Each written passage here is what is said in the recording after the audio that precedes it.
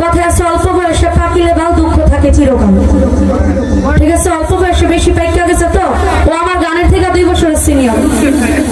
আমার গান করি আমার বয়স যখন 8 বছর থেকে, আমার বয়স যখন 8 বছর, আমার গানের বয়স চলে রানিং 11, 12, 13 বছর হয়ে যাবে।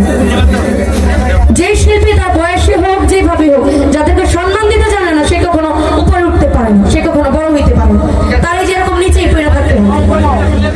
এত বছর ধরে গান করতেছো কিছু, আমি তোমার 2 বছরের সিনিয়র গানের জগতে, বুঝছো? তুমি বয়সে বড় হইতে পারো। আমি তো বাল ফাঁক না বিয়া দাও, তুমি না ভালোই থেকো, আমি খারাপ খারাপই। আমি আমার জায়গাতে আছি, তুমি তোমার জায়গা থেকে।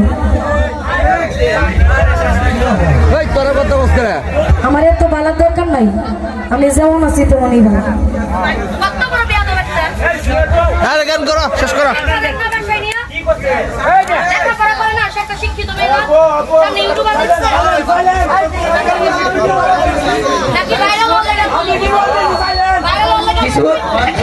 কিছু যদি বলতে হয় আপনার ভাষায় বলতে,